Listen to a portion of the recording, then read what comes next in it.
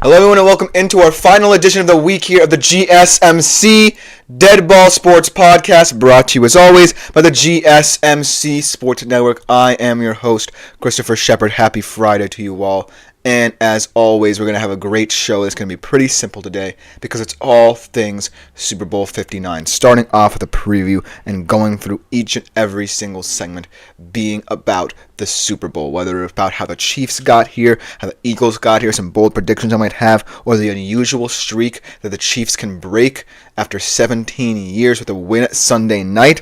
It should be a fantastic show if you're excited for this year's edition of the Super Bowl. So buckle up. It's going to be a great ride through all these segments. But before we get into any of them and any fun action involving the Super Bowl and discussions about it, I do want to remind you, as always, to like, follow, and subscribe to the show on the network if you haven't done so already and you want to keep up to date with all the content, not just for my show, but for other shows around the network as well. But if you do wish to contribute and interact with our shows a little bit more directly, consider availing yourselves to the Super Chat, Super Things, and Super Stickers features, as well as our website, GSMCpodcast.net, to better interact with the show, get your opinions, feedback, and input on air, and most importantly, just make our shows that much better. You can also leave tips or donations through our website and through these very important Super Chat, Super Sticker, and Super Thanks features as well. It is genuinely appreciated by all concerned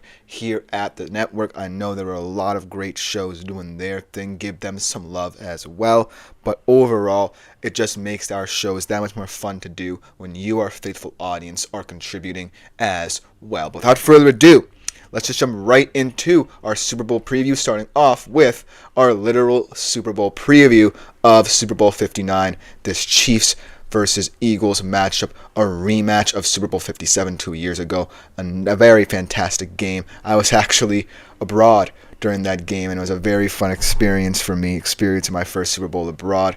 Even though I don't necessarily like both of these teams, they do entertain when they are matched up against each other. But this one has a lot more storylines, unlike the other one, where the Eagles have certain advantageous matchups, and the Chiefs are heading into this more wily than they were 2 years ago, perhaps. More clever, per se, in these situations. So, while this Super Bowl probably will not necessarily produce as many points as, say, the last one, just because I'm looking at both of these defenses, I'm looking at both of these coordinators, I'm looking at both of these head coaches, and I know that this is going to be more of a tactical battle than an offensive shootout, in my opinion.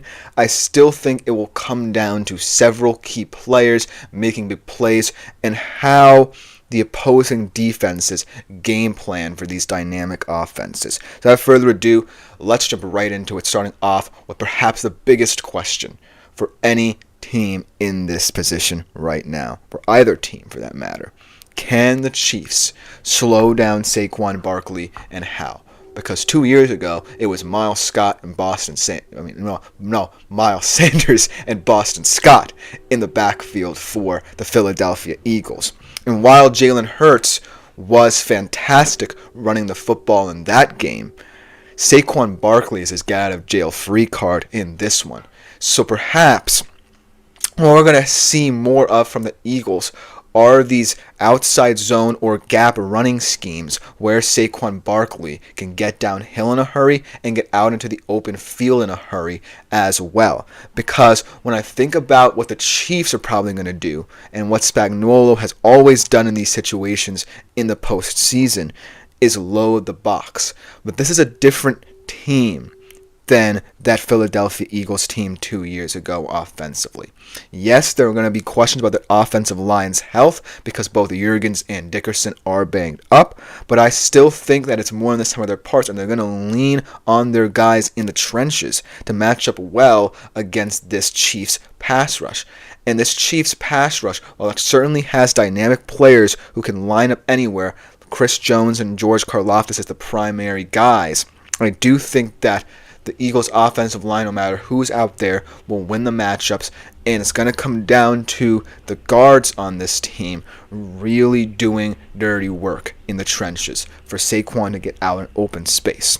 And then combine that now with the way Jalen Hurts scrambles now. Because a couple years ago in that Super Bowl, there were a couple more designed looks, I remember, for Jalen in that game. In this game, there might be a little bit more of an air of unpredictability to how he runs the football. And so, looking at his stats from a couple years ago compared to now, I think it's noteworthy that his numbers, but typically against the blitz, have improved. Because the Chiefs are going to want to try and limit Barkley's abilities in terms of early downs. It's late downs where they feel like they can win. So, looking at how Jalen Hurts' numbers against the blitz in those situations have improved gives me hope that the Eagles in certain moments can win matchups on 3rd and long situations. Because of the fact Jalen Hurts has been more effective against the blitz, has been getting the ball out quicker against the blitz, and has made several critical plays in this year's postseason to prove that he is ready for anything the Chiefs throw at him. So, on the offensive side of things for the Philadelphia Eagles, it's about winning the early downs with Barkley, and it's about, on those 3rd and long situations, should they get there, how Jalen Hurts operates either inside or outside the pocket in terms of his poise. Then, let's talk about this battle of the trenches, because it could come down to this Chiefs defensive line against this Eagles offensive line, and whether or not this Eagles offensive line is up to the task should either Jurgens or Dickerson be absent from it. Because seeing as to how Chris Jones can line up anywhere, and Spagnuolo may want him more and so in the interior to better shore up that run D, then I think that Chris Jones could be a huge X factor in terms of how Spagnuolo uses him, as well as George Karlaftis on the outside if he's given an opportunity to win one-on-one matchups on the edge. So that's going to be an interesting battle, but I do think that for this very moment, as of right now, I'm still taking the Eagles O-line to win this. But then, when we look at other matchups outside of that one matchup, the Chiefs have the most important matchups won. The head coaching and the quarterback. Because Patrick Mahomes in these situations is better than anyone. We'll talk about this in the next segment in terms of how the Chiefs got to this point. Because Patrick Mahomes, and let's talk about this Chiefs offense, is going to really frustrate, I believe, this Eagles defense with one thing and one thing alone. His legs. The Eagles are praying that he doesn't pull up one of those guard tackle counter plays that he did in the championship game against the Bills, where on short yardage downs he was able to make the right decisions, and they both resulted in touchdowns. That 1st and goal early in the game where he handed it off to Kareem Hunt and read the crashing blitzer produced a touchdown. When he pulled it and took it in himself, that was another example of how that play works. And it could frustrate this Eagles team, especially in the red zone. But also, consider the fact that the Chiefs use motion more than 75% of the time. Not just in the regular season, but the playoffs as well. And that's what killed the Eagles' defense in the red zone 2 years ago. The weird motions, the corn dog play, as they call it in Kansas City, that led to 2 touchdowns for Kadarius Toney and Sky Moore, who are not there anymore and have been replaced by much better red zone weapons in DeAndre Hopkins and Xavier Worthy. So that could be a matchup nightmare that the Chiefs can end up winning against this Eagles defense. This Eagles defense is really going to rely on the play of guys in the secondary, because they believe that they can go up against this Chiefs team, whether it be with a too high shell and leaving certain guys like Mitchell and DeJean in man-to-man, or relying on a 4-man rush getting home because of the fact that they can win in the interior parts of the trenches with a guy like Jalen Carter and frustrate Mahomes. And remember, this has been one of the most penalized teams in terms of holding calls in recent years. Jawan Taylor hasn't necessarily been that good at guard positions in terms of how he holds up. And really, there's just been too much movement along this offensive line for me to say that they can handle a front like this. They have some exceptional guys like Trey Smith, Creed Humphrey up front, but I do think that the Eagles will win that battle of the trenches. But when I think about all these different factors, and I think about the head coaching battle, nowhere is it more integral to win a matchup than having the better head coach, because Andy Reid and Steve Spagnuolo have been here before. And yes, Nick Sirianni was in the same situation 2 years ago, but I don't necessarily know if it comes down to game management, how Nick Sirianni will feel in certain situations. Let's say the Chiefs are down early. The Eagles have built a decent lead. How does he manage that lead? How does the unpredictability of Patrick Mahomes put pressure on you to potentially switch things up offensively? And for that reason, I feel like this head coaching battle is going to become so critical, especially in the final moments. So that's why, in terms of predictions, when it all comes down to who wins at the end of the day, I'm going to have to take the Chiefs until this combination of Patrick Mahomes, Travis Kelce, this nice group of receivers that they now have, Andy Reid, and Steve Spagnuolo consistently lose in the Super Bowl. We haven't seen that. Only Tom Brady, perhaps the greatest quarterback of all time, was the only person to beat Mahomes in a championship game and a Super Bowl, for that matter. And then Joe Burrow, but look what happened to him in the Super Bowl. Ultimately, I have to pick the Chiefs because they give me no reason not to. They're simply winning. And this is a perfect segue into my second segment as we talk about how the Chiefs got to this moment, whether it be through their clever wins, their luck, or just because they have some of the best players at the most important positions in the NFL. Come back right after this short break. We talk about how the Chiefs got here. I feel like I'm losing my mind. Is everybody in the world blind? Please, Lord, give me a sign, a sign. I feel like I'm losing my mind. Is everybody in the world blind? Please, Lord, give me a sign, a sign. I wanna be the greatest. Everybody on the fake shit. I look around and feel like everybody is the fakest. I make this every day and I'm impatient, hoping one day I blow up from the basement. Statement, the top is so vacant. I don't hear shit that I think is amazing. Waiting for my day when I'm playing sold out shows for 1,000 faces. Hey, give me that crown, get in my way and to be put down. It ain't your place, all this my town. If I want that shit, then I'll get it right now. I'm losing it, the noose it fits. I'm losing shit, a stupid myth. You choose to live or choose to dip. You choose to fight or lose your grip and lose a gift. I feel like I'm losing my mind. Is everybody in the world blind? Please, Lord, give me a sign, a sign. I feel like I'm losing my mind. Is everybody in the world blind? Hello everyone and welcome back into the GSMC Dead Ball Sports Podcast, brought to you as always by the GSMC Sports Network. Before we get into our second segment of today's show, as always I do want to remind you to consider availing yourselves to the Super Chat, Super Thanks, and Super Stickers features here on YouTube, as well as our website, gsmcpodcast.net. As always, a great way to leave your opinions, feedback, and input for our shows.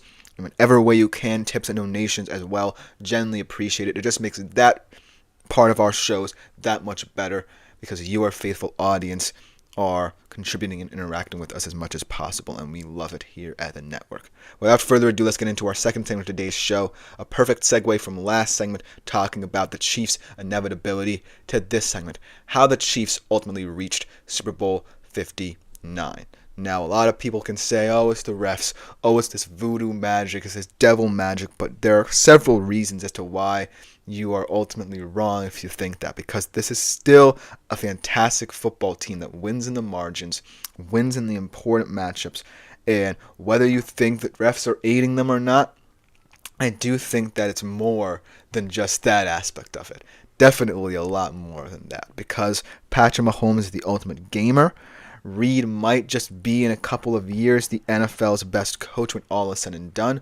But whatever you choose to think, this is not necessarily a team that is magical in nature.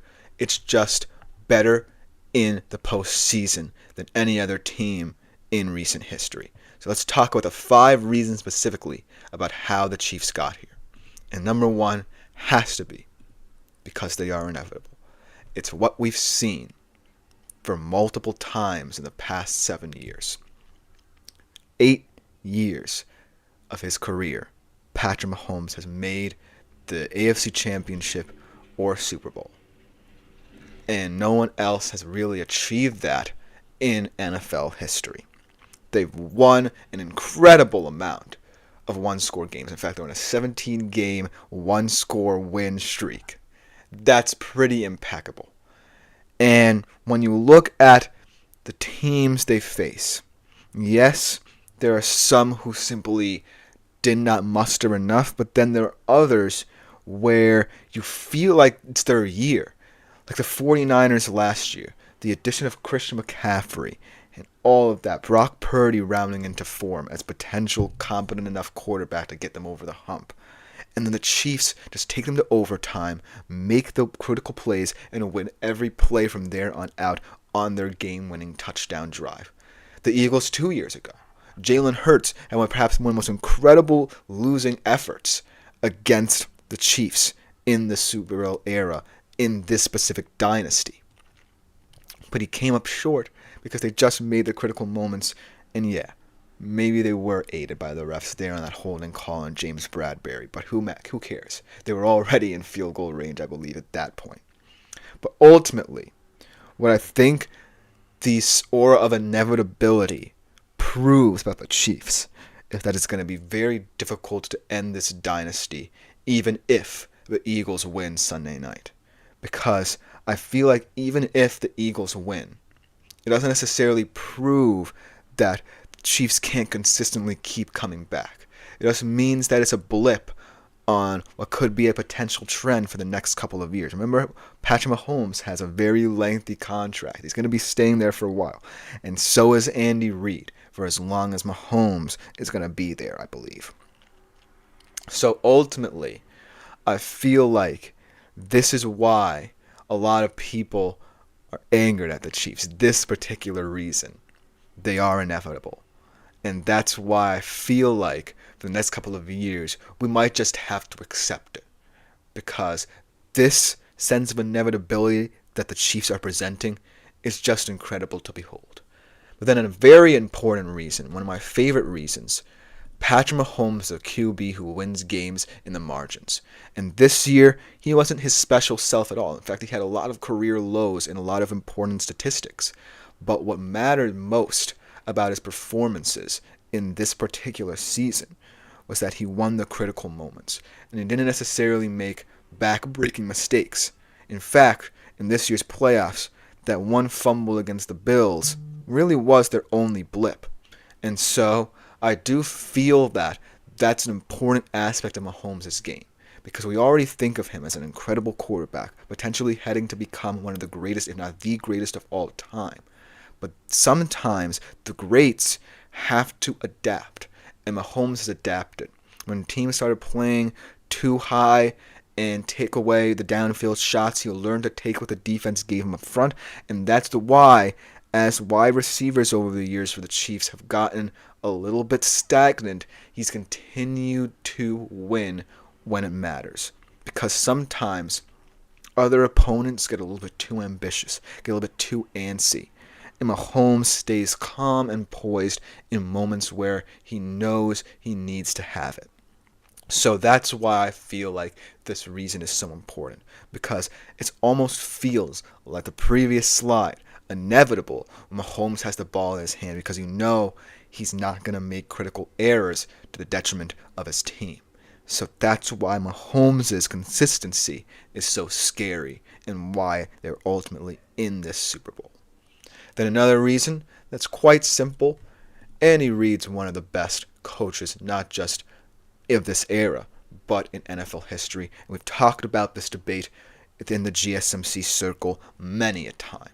Whether or not Andy Reid, if he had decided to retire potentially after this Super Bowl and the Chiefs had won, where would he rank among the NFL's all-time great coaches? In my opinion, I said, well, he'll still sit behind Bill Belichick because Belichick's reign as the Patriots coach takes up two separate decades and two separate entities entirely, in that he had one dynasty in the early aughts and then the other one in the early 10s. So that's really tough to beat if you're a coach like Andy Reid, but this certainly would be a nice kind of indelible mark on his record. To three-peat, be the first NFL head coach ever to three-peat, would be monumental for his chase to be one of the great, if not the greatest coaches of all time. And what I love about Andy Reid is that he really simplifies things for his team. He's not someone who's rah-rah. He's someone who just says, go out there, get the job done, and his smarts in certain moments are what separates him.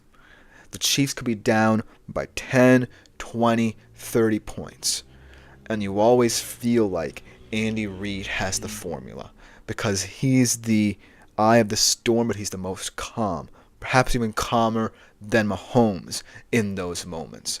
And that's what makes him special. And this might be his toughest task yet, going up against a physically perhaps superior Philadelphia Eagles team.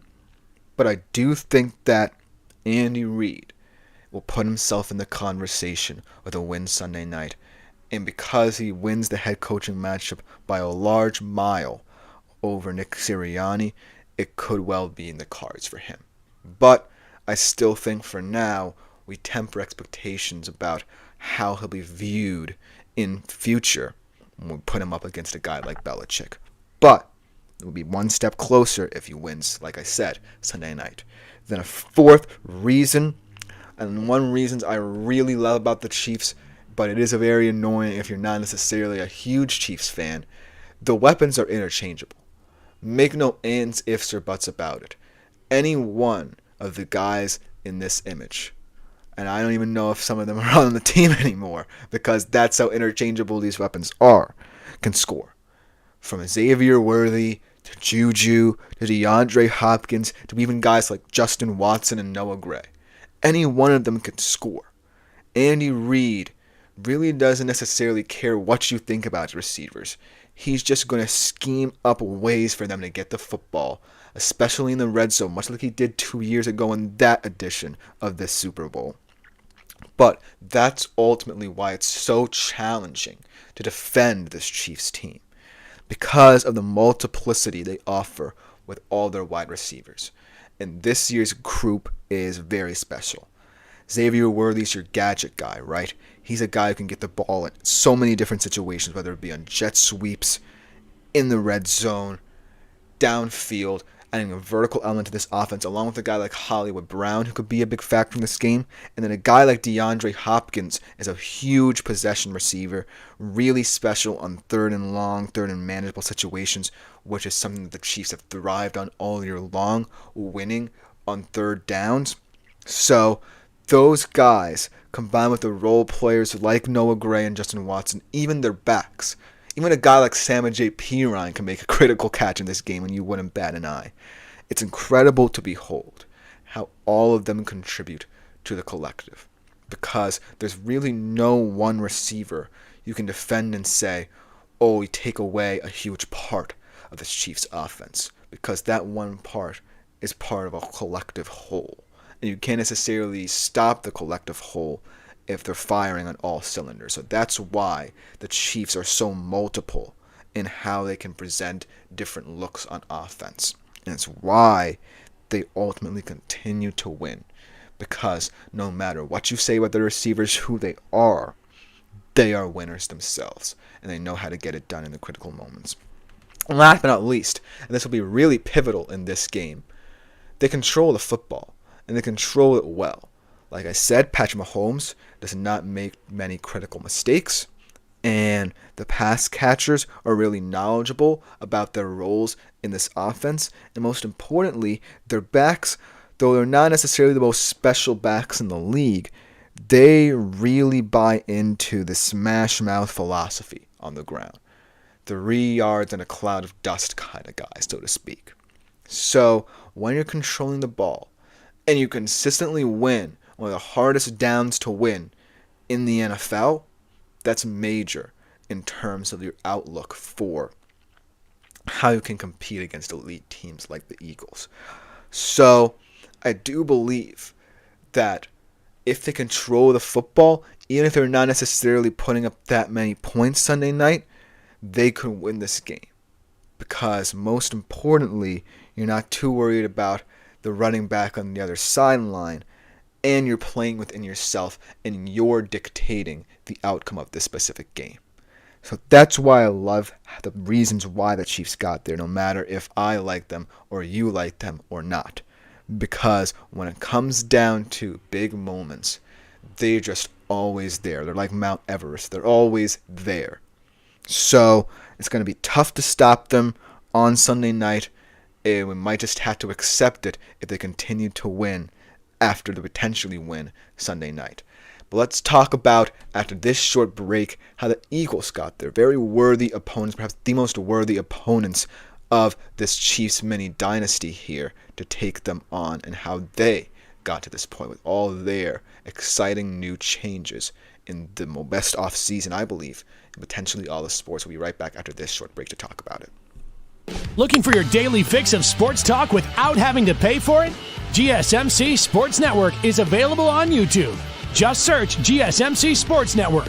Get your fix of daily sports talk shows on YouTube, absolutely free. NFL, college football, NBA, MLB, MMA, UFC, fantasy football, and so much more. GSMC Sports Network has shows running all day long, with new sports shows starting every 2 hours. Just like on your favorite cable sports channel, except GSMC Sports Network is absolutely free. Hello, everyone, and welcome back into the GSMC Dead Ball Sports Podcast. And for our third segment of today's show, let's talk about the Chiefs' opponent. Perhaps, like I said before the break, the most worthy of opponents to stop the Chiefs' dynasty.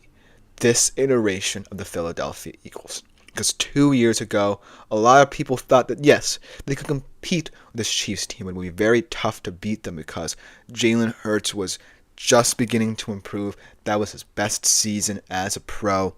And then this year, now people are really starting to believe that after the events of 2 years ago, that this Eagles team is even more special after an incredible offseason really altered how we view this team and how they played on the field as a result. So let's talk a little bit about how the Eagles got here.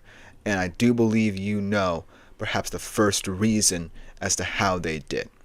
Not just the offseason, but who they got in the offseason. Saquon Barkley. He is Super Bowl material. He is MVP material. And speaking of that, I would have loved to see that voting conundrum had Saquon Barkley not set out that last regular season game and had broken Eric Dingerson's single season record. But ultimately, what I loved about this addition was because it completely changed the tenor of how the Eagles played offense. They relied on Saquon Barkley as the bell cow back. He paid off, and they find themselves in a situation where if Saquon goes off, they most likely win this football game. Because the Chiefs really, even though they have a stout defense and they have one of the best defensive minds on their side, they've never faced a guy as physical, as dominant, as elusive as Saquon Barkley in this dynastic run. So the way that Saquon Barkley impacts this game is huge because the Chiefs now have to think differently about their defensive game plan, unlike 2 years ago where they only really had to worry about Jalen Hurts adding his diverse legs to that running attack 2 years ago. Now you have to worry not just about Jalen Hurts potentially taking off and having a big game on the ground, but perhaps the best running back in the league, coming off one of the best single-season running back seasons in NFL history. So that's why the Eagles are here, and that's why this might be the best chance for anyone to snap the Chiefs dynasty in half. But then, let's talk about the quarterback and how he has changed his philosophies, especially this season, and the reason why the Eagles got here because of him. He controls the ball when it matters.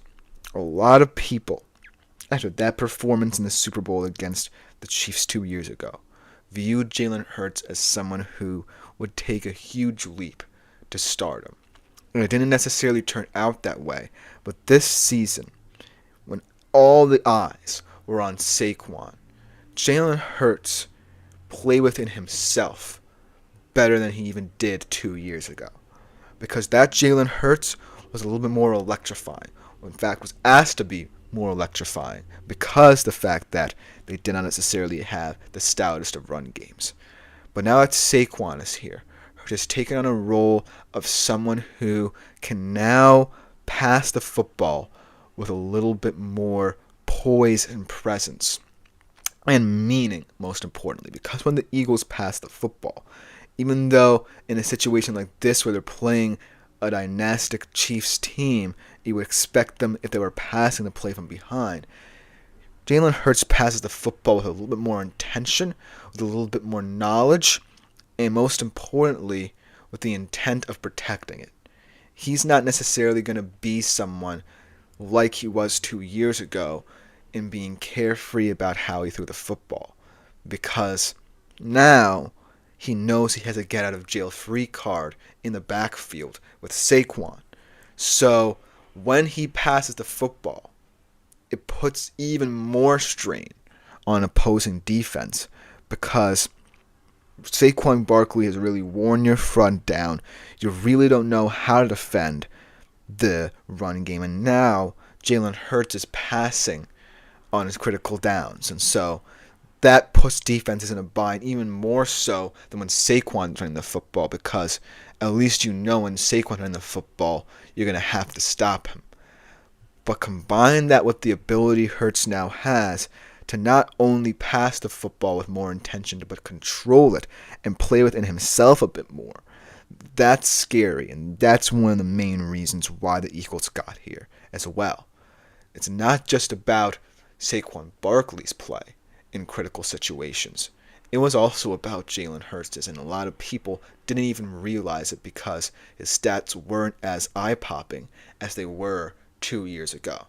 So, while he may not even play a critical role Sunday night, look for Hurts in moments where he's got to have it to make the right reads. Most importantly, do them with a little bit more intention. Because I'm not knocking his performance 2 years ago, but this one is going to be with a lot more intention, with a lot more desire to win, because he knows that they have the superior team, and he knows that he can rely on a lot more people than 2 years ago. But now, let's talk about actually before we get to that, let's talk about another part of this offense that's so hard to analyze and so hard to diagnose as an opposing defense. This offensive line.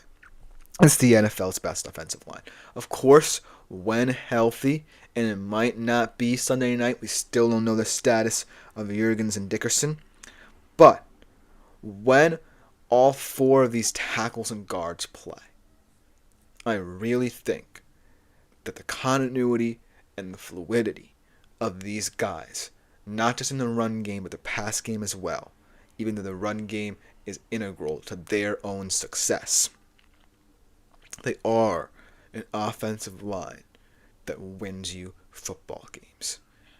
And I feel like no matter what offensive game plan this team employs Sunday night, whether they run the football, dominate up front, get out to an early lead, and ultimately win this going away, which I could see happening, or it's a close game and they've got to win every single snap, I trust this offensive line.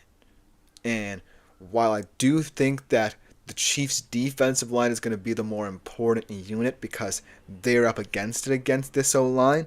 If this O-line wins consistently, we could be in for a bit of a surprise. That's how highly I revere this offensive line and how I view this offensive line because of their consistencies all season long. And even if Jurgens and Dickerson aren't ready to go, I trust whoever needs to step in because it's all about continuity for this offensive line. And they know ultimately what they have to do to win their team football games. And it's that continuity, if this offensive line is fully healthy, that's scary to me. Because this Chiefs defensive front has won consistently throughout their dynastic run. But this Eagles O-line offers you different problems because of how specific their scheme has become. It has become all about the run game. And it's much harder to defend the run game against an elite O-line and a back like Saquon Barkley. And knowing that Hurts is dynamic not just in the run game, but also in the receiving game as well, in the passing game with those receivers as well, it makes this a scary proposition for the Chiefs.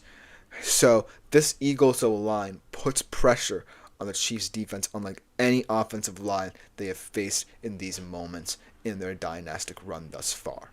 So that's why I have to applaud this Eagles O-line. But now let's talk about the coaching. And it kind of goes in two, because while Sirianni certainly was a big part of it, Vic Fangio we're going to talk about a little bit later as well. He deserves his flowers. But let's talk about Nick Sirianni, because just last year, Nick Sirianni was in a situation where, after being one of the final unbeaten teams, and that's another hint into what we're going to be talking about a little bit later in the show, hint, that particular streak, that I don't want to give away just yet. After he got them out to that undefeated start and they collapsed on the stretch, people were seriously inquiring about how Nick Sirianni really impacted this team. Was he getting through to this team? Was he the right fit for Philly?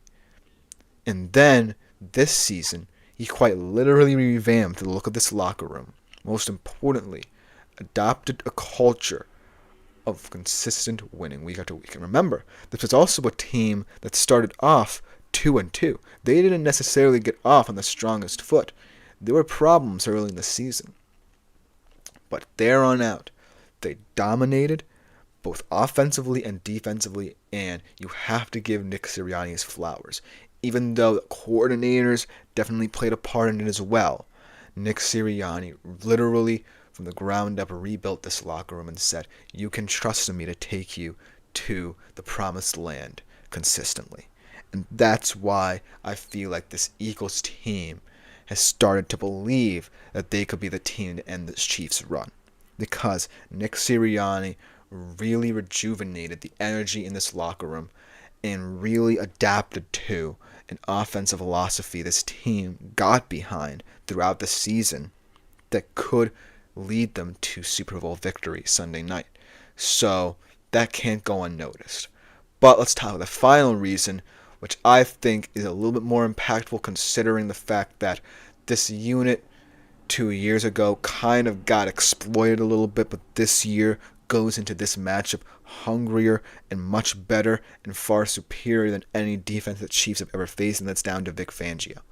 Vic Fangio really revived this defense from where it was 2 years ago. And I feel like no matter what happens Sunday night, even if it comes down to an offensive shootout, I now trust this Eagles defense to really shore up in the crucial moments, unlike last 2 years ago, rather. Because Vic Fangio really has developed a scheme that relies on all three phases, particularly on certain players at each level to make impacts. Up front, it's Jalen Carter from the interior that really slows you down, muddies the pocket if you're an opposing offense. And then at the second level, it's Zach Bond, really one of the best free agent additions in NFL history, in my opinion. And this was a guy no one had even heard about a couple of years ago. This is a guy who is really special, works sideline to sideline, helps in the run support, stuffs you at the line, and makes critical plays in the backfield for you. And then the secondary, just all around, whether it's the young guys in Mitchell and DeJean really stepping up as elite cover corners throughout the year, or guys like Slay, Blankenship, who have been here, have the experience, really know what needs to be done in these moments. It's been an incredible job by Vic Fangio, and it's the reason why a lot of people think that this could be the Eagles' time. It's this defense. It's going to be the best unit on the field Sunday, and I believe that potentially, if it comes down to critical moments, this defense will be more prepared than 2 years ago. But let me know what you think in the comments about this, because that will just about do it for this segment. Coming up next, we make some bold predictions for the Super Bowl. Will there be an unsung hero? Will there be an unexpected MVP? Tune in to find out after this short break.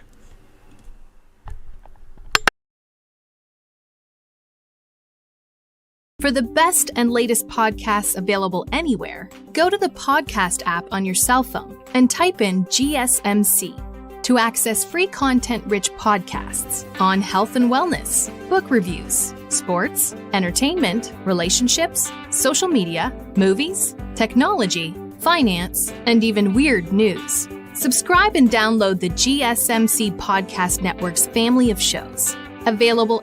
Hello everyone and welcome back into the GSMC Dead Ball Sports Podcast, brought to you as always by the GSMC Sports Network for our fourth segment of today's show. We talked about both teams, we talked about my potential winner, but let's make some bold predictions here for what could happen in the events of this game. A lot of interesting storylines. We talked about how elite certain units are for each team, but I kind of want to get into the unsung heroes of this segment a little bit, because bold predictions, like I said, are bold predictions. They're not necessarily going with the flow here, going through the motions. I'm not saying, Travis Kelce's going to have a big game. I'm not saying, Jalen Hurts is going to replicate what he did 2 years ago. These are bold predictions meant to get you thinking about certain players who you may not have thought about making an impact on this game. But I feel like all four of these could potentially happen just because, like I said, both of these teams have different ways to win. So without further ado, let's jump right into them, starting off the first one. And this one perhaps is the most bold prediction, because this is a guy who not a lot of people know about, and this is a part of the game that not a lot of people will pay attention to. Let's talk about a little man named Nico Remigio, who truly altered my perception of the Chiefs special teams. Because remember, this is a guy I believe they brought in off waivers after Mecole Hardman went down due to injury and was primarily their top returner. Nico Remigio came in, and throughout the postseason has been lights out for them, really generating nice returns, putting them in good field position, and that could be a very vital part of this game. Field position. And Nico Remigio, in my opinion, could give them a lot of dynamism in terms of returns, putting them in good field position as a result. But the prediction I want to make is that he takes the opening kickoff for a touchdown. Only one other player, perhaps one of the best returners in NFL history, Devin Hester, has ever done that. But Nico Remigio, over the past couple of weeks, going from a no-name to one of the best returners in this postseason, one of the most important returns, especially for this Chiefs team, because he's kind of the straw that stirs the drink, right? Because if this Chiefs team did not necessarily pick him up, they would have had many questions about who was going to be returning kicks this postseason, and it could have led to times where they found themselves in critical moments in less than manageable field position. Nico Remigio certainly has altered that perception. He certainly is capable, in my opinion, of breaking off a big return, especially if they get the ball and he wants to set the tone first in the Super Bowl. So look for Remigio to be a standout in the Super Bowl, no matter whether or not this prediction holds true, because I think that the Super Bowl could use an unsung hero amongst the elite. But now let's talk about an unsung hero this season for Philly, who really is going to be a superstar, in my opinion, in this game. A Defensive Player of the Year nominee, Zach Bond. Zach Bond truly has had an incredible season in the middle of the park for Philly. One of the best free agent additions, in my opinion, not just of the past off season, but in NFL history, for how important he has become to that front seven for Philly. I believe that in this game he's going to register a sack, a forced fumble, and an interception. And the first player to ever do this. And looking at his season, it's clear to see why someone would think about that. He had 15 combined tackles, 3 for a loss, and he could be the first player ever in NFL history to do something like this. In fact, in the championship game, he was the first player to have 11 tackles, 3 tackles for loss, and those 15 combined tackles that we talked about. Because of the nature of how Philly's offense can attack this Eagles defense can attack this Chiefs offense, I feel like Zach Bond and his multiplicity in how he aligns can really add intrigue to his performance. I believe that it could be a stellar one that could even see him potentially be in the running for Super Bowl MVP honors. I think that at the end of the day, this Eagles defense is going to be called into question in this game more than any other unit out there, and you got to have one specific player who's going to be willing to stand up and make the big plays. And time again, whether it be in the regular or postseason, it's been Zach Bond. So why not say that Zach Bond will have perhaps the best game by a defender in this one? Now let's talk about this Super Bowl MVP race, because while the usual suspects are going to be in the running, your Jalen Hurts, Saquons, your Patrick Mahomes, potentially your Kelce's, why not talk about a rookie, wide receiver specifically, potentially winning the Super Bowl MVP? And that is Xavier Worthy. Think about this. 2 years ago, the Chiefs won a Super Bowl by using a lot of fake motions in the red zone with Kadarius Toney and Sky Moore as the receivers. This year, it's Xavier Worthy, Juju Smith-Schuster, and DeAndre Hopkins. And Xavier Worthy, out of all of them, could be the most clever in red zone situations. This is someone who they can utilize to the best of their abilities in this game, whether they're down by 10 or up by 10, to really put pressure on this Eagles defense, especially in the red zone, where I think you can take advantage of them a little bit more to make an impact. He had 11 catches for 130 yards in that game, in the conference championship game specifically, so it proves that in big games, especially in the red zone, he can be a player who you have to look out for. This is not the Tony Moore Chiefs anymore. This is a Chiefs team that really can make you pay with different plays in the red zone, and Xavier Worthy is going to be at the center of most of them. He can create a lot of different things, whether or not he even gets the ball in his hands, and that's why I feel Xavier Worthy has an elite shot at winning the Super Bowl MVP award.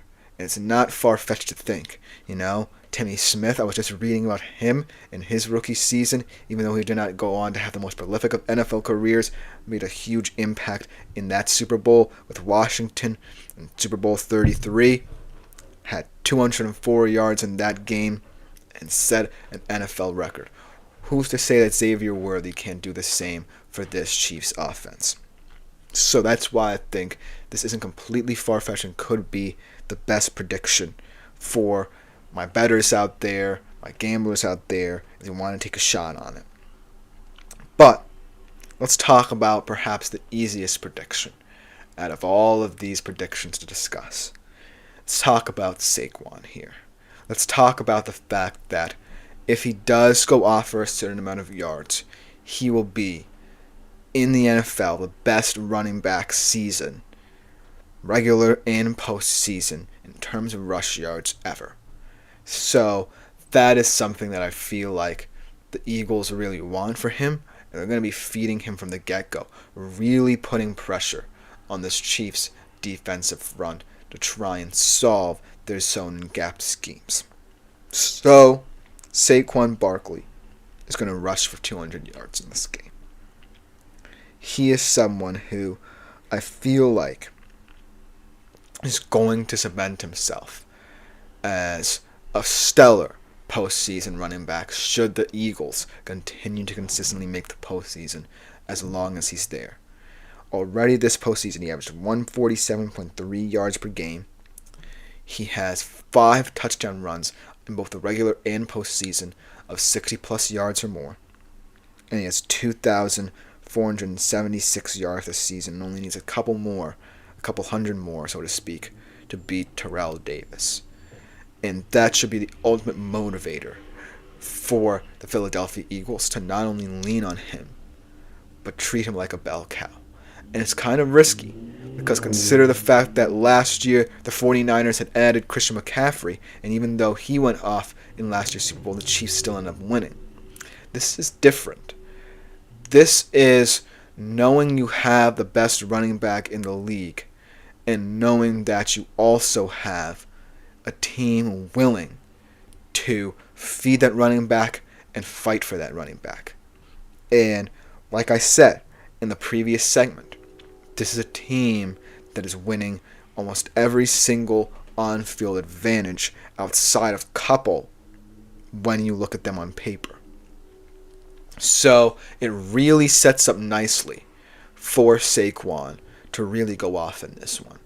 So that's why, even this isn't the boldest of predictions I could have potentially said for this one, I do feel like for all my bettors and gamblers out there, it's the easiest one. It's the path of least resistance if you don't want to risk too much money, so to speak, for any bettors out there. So I do feel like when you look at this game, that's the prediction I would really feel most comfortable with.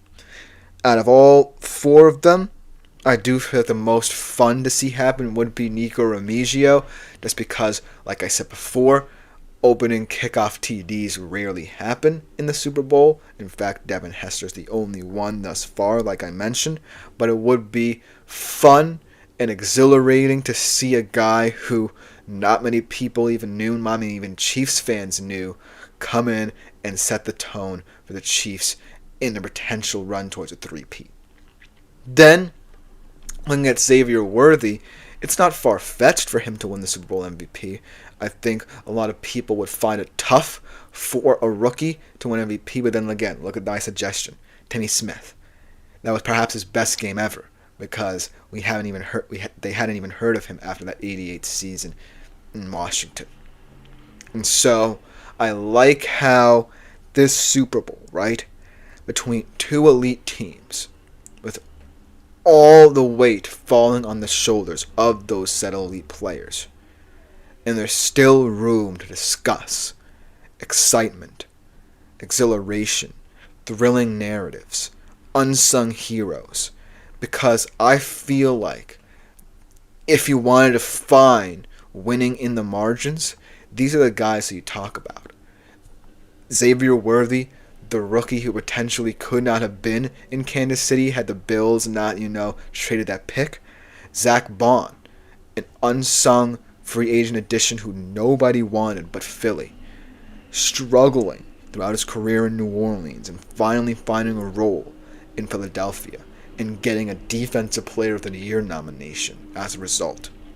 Nico Remigio coming in off the street to be the Chiefs' kick return specialist, and having an opportunity to do something only one player in Super Bowl history ever has. And then a running back of Saquon Barkley's magnitude, being compared to Terrell Davis, Barry Sanders, and having the potential, because of the team around him, to run for 200 yards in a Super Bowl, something that a rookie has only done, is pretty incredible to think about. So even if, like I said before, you don't like either of these teams, you hate the narrative of all these elite players defining these games, think about the fun that could transpire if any of these predictions happen. Because I guarantee you, winning in the margins is what these teams do best, and these are in the margins kind of players. Know this, I, as a Seattle Seahawks fan, did not expect Chris Matthews to perform very well. Look what he did in that Super Bowl, even though they came up short. So anything can happen on Super Bowl Sunday for any respective player taking part in this matchup. And it should be exciting. But to conclude today's show, I want to talk about a very unusual streak that just came to my attention through an article I read a couple of weeks ago. The Chiefs could be breaking with a win Sunday night. We'll be right back to talk about that particular streak after this short break.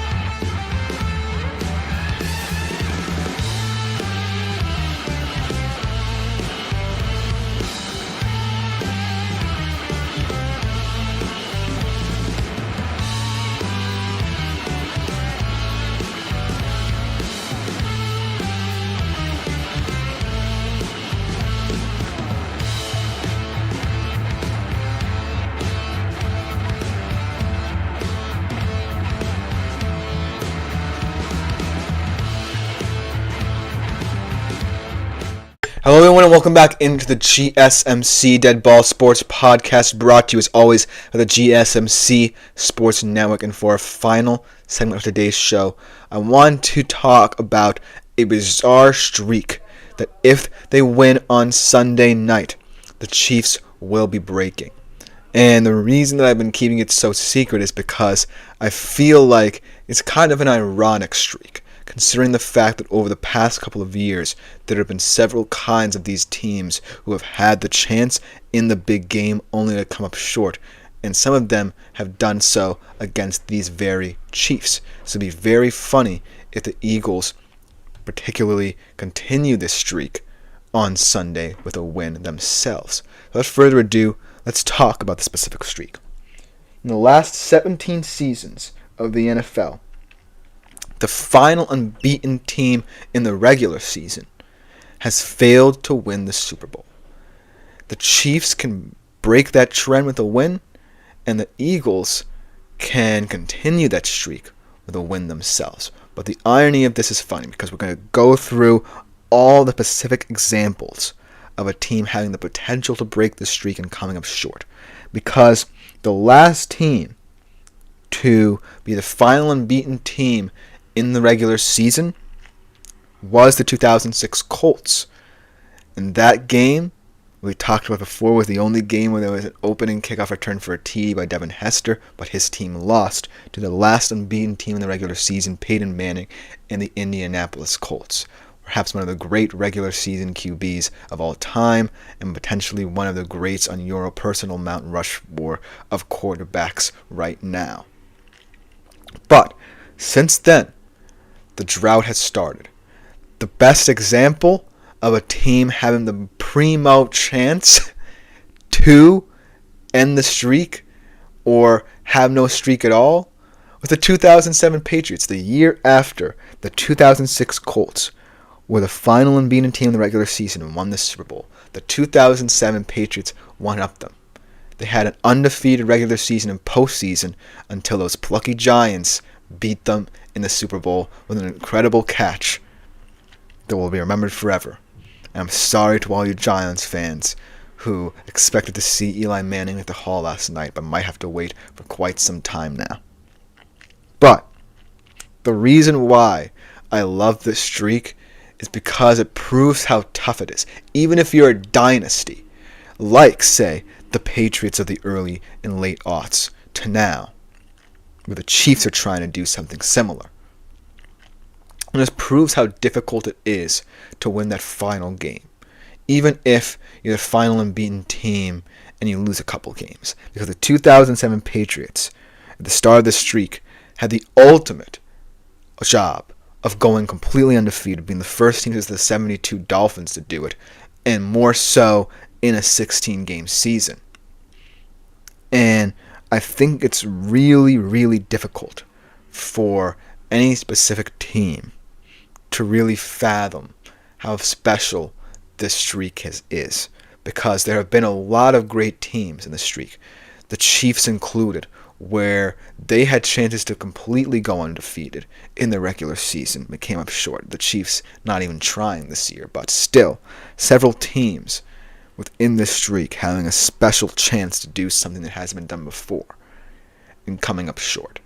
So let's talk about some primary examples here for this streak. Because there are a couple of teams, right, who didn't even make the playoffs after starting out as the first and final unbeaten teams. For example, I believe it was the 2016 Minnesota Vikings. My dad does not want to hear those facts. They started out 5-0, but ended up 8-8 and didn't reach the postseason. Then an example of 2014, the Cardinals, Bengals, and Eagles in a very down year for the NFL, started off 3-0. Talking about being 3-0 and being the final unbeaten team and then losing in week 4 is pretty embarrassing for a very ugly year. The Eagles didn't even make the postseason. They were 10-6 in the postseason, and then the Cardinals and Bengals were both bound to the wild card in those respective cases. So there are even some cases where teams start off so well on a high only to falter and miss the playoffs entirely or get bounced in an early round. Then, let's talk about the early situations here, because after the 2007 Patriots, the Tennessee Titans had a chance. They were 10-0 and then 13-3 overall, had the AFC's number 1 seed. The Ravens pulled off a 13-10 upset in the wild card round. They ultimately got their revenge in 2019, but to be the final unbeaten team after a historic year by the Patriots the year beforehand is pretty good. But how about the Colts again? 3 years after their time as the final unbeaten team and winning the Super Bowl in that situation, they had a chance yet again. At 14-0, they finished the year 14-2, and in a very famous Super Bowl where they were quite literally ambushed after halftime on the onside kick, the Saints ultimately ended up beating them 31-17 in a pretty legendary Super Bowl there.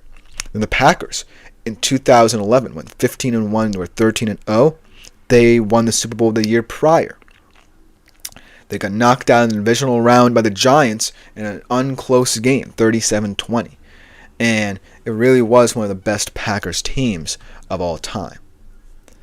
How about the 2012 Atlanta Falcons, also 8-0, and up 13-3. This was a painful year for me as a Seattle Seahawks fan because we had a decent shot of beating them, ultimately lost the divisional game.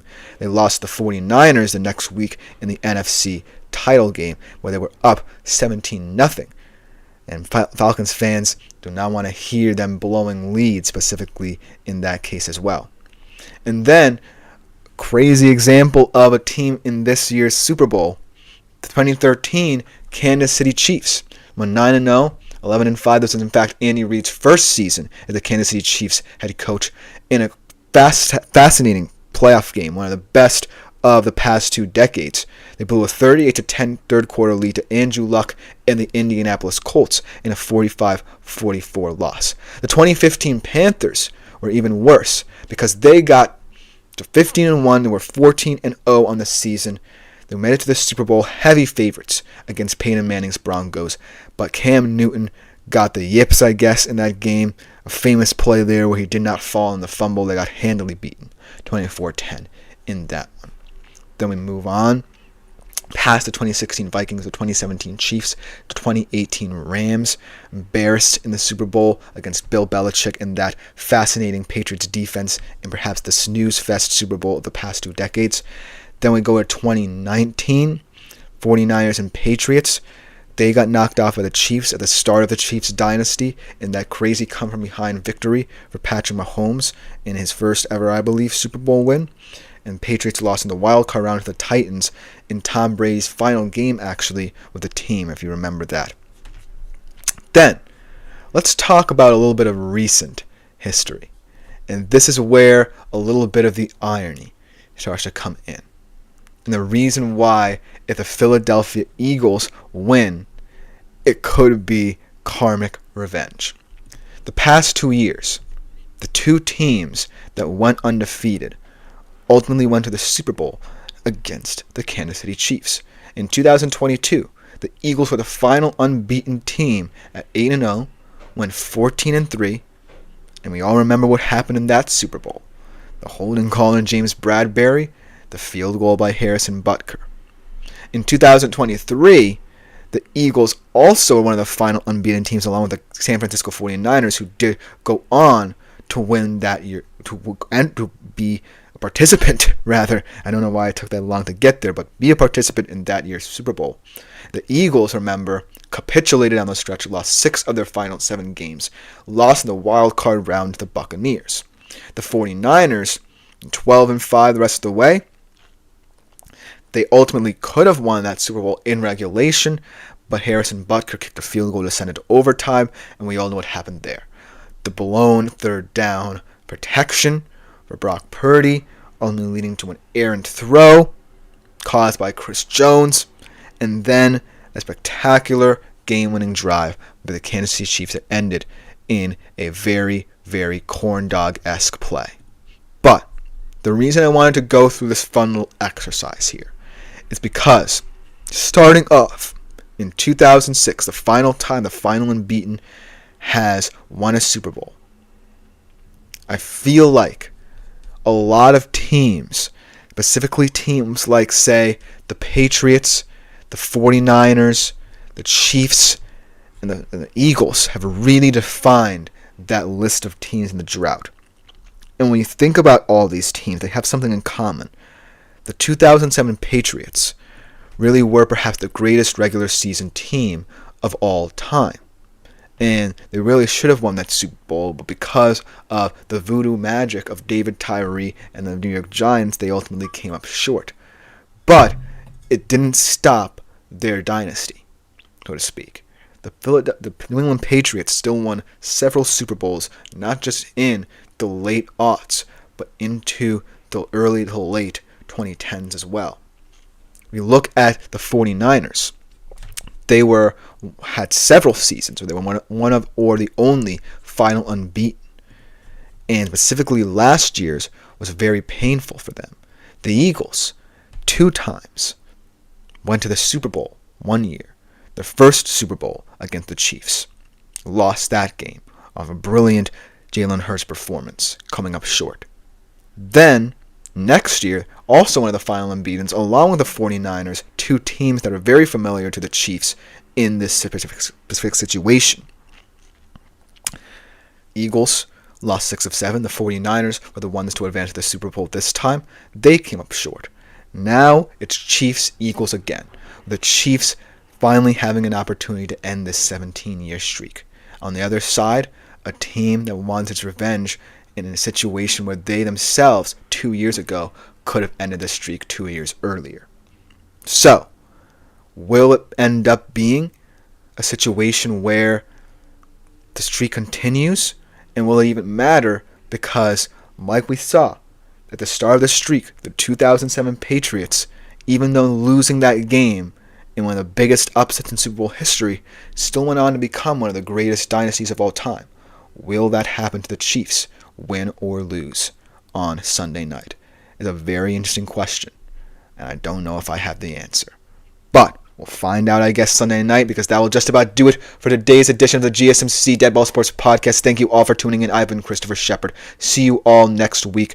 Like, follow, and subscribe to the show on the network. As always, if you want to keep up to date with us, and continue to make yourselves available to the Super Chat, Super Thanks, Super Stickers features, as well as our website, GSMCpodcast.net, to contribute and interact with the show a little bit more directly. Enjoy the Super Bowl this weekend. We'll see you on the other side on Monday.